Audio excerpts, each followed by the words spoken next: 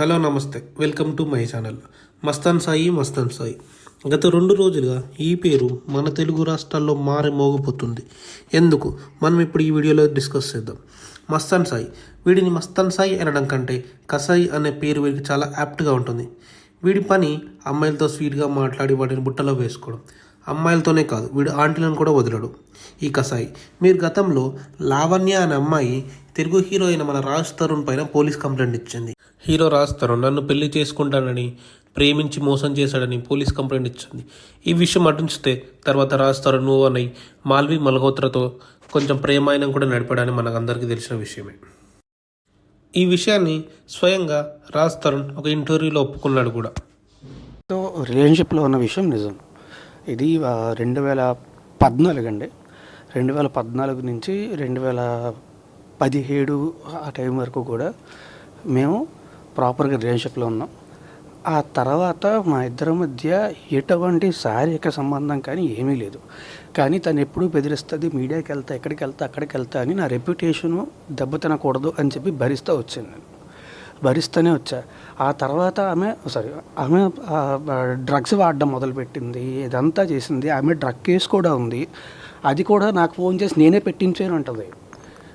నేను ఆ తర్వాత ఇదంతా అయిన తర్వాత అమ్మాయి వేరే అబ్బాయితో రిలేషన్షిప్లో ఉంది.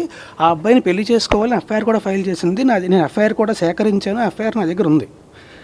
నేను ఇప్పుడే చూపిస్తాను మీకు, అది కూడా ఉండండి. ఇదిగోండి, ఆమె ఆ అబ్బాయి మస్తాన్ సాయి అయిన అబ్బాయి ఆమెను చావగొట్టిన తర్వాత కేసు పెట్టి మళ్ళీ అతనితోనే ఉంటుంది. అది కూడా నా ఇంట్లో. అనూహ్యంగా లావణ్య ఈ మస్తాన్ సాయి మీద కాదు కసాయి పైన పోలీస్ కంప్లైంట్ ఇచ్చింది. వీడు అమ్మాయిలతో వారి జీవితాలతో ప్రేమిస్తున్నా నటిస్తూ వారికి దగ్గరై వారి ప్రైవేట్ వీడియోస్, వీడితో కలిసిన వీడియోస్, ఇంటిమేట్ అయిన ఆ వీడియోస్ లీక్ చేస్తానని బ్లాక్మెయిల్ చేస్తూ వారి జీవితంతో ఆట ఆడుకుంటున్నాడు. వీడు గతంలో డ్రగ్స్ కేసులో జైలులోకి వెళ్ళి బెయిల్పై తిరిగి వచ్చాడు. వరలక్ష్మి టిఫిన్స్ ఓనర్ అయిన ప్రభాకర్ రెడ్డి కూడా వీడి లిస్ట్లో ఉన్నవాడే. ఎంతోమందికి డ్రగ్స్ సప్లై చేసేవాడు. మన టాలీవుడ్లో కూడా డ్రగ్స్ సప్లై చేశాడని బొగాటా. మస్తాన్ సాయి గతంలో సాఫ్ట్వేర్ ఇంజనీరింగ్గా పనిచేస్తూ గూగుల్ని హ్యాక్ చేసి, అలాగే ఎంతో భద్రంగా పటిష్టంగా ఉండే ఐఫోన్ సెక్యూరిటీని కూడా హ్యాక్ చేసి వారి ప్రైవేట్ వీడియోస్, అమ్మాయిల ప్రైవేట్ వీడియోస్ చూపించి బ్లాక్మెయిల్ చేసేవాడు. లావణ్య వీడి దగ్గర వీడియోస్ ఉన్నాయని తెలిసి, బ్లాక్మెయిల్ చేస్తున్నాడని తెలిసి వీడితో క్లోజ్గా మూవ్ ఆన్ అయి ఎంతో చాకచక్యంగా వీడి దగ్గర ఉన్న 1 TB హార్డ్ డిస్క్ని కొట్టేసింది. లావణ్య ఆ 1 TB హార్డ్ డిస్క్లో తన వీడియోస్ ఉంటాయేమో అని చూడగా ఇంకా నాలాంటి అమ్మాయిలు ఎంతోమంది ఉన్నారని గ్రహించి ఆ 1 TB హార్డ్ డిస్క్ని పోలీసులకు హ్యాండ్ ఓవర్ ఇచ్చింది.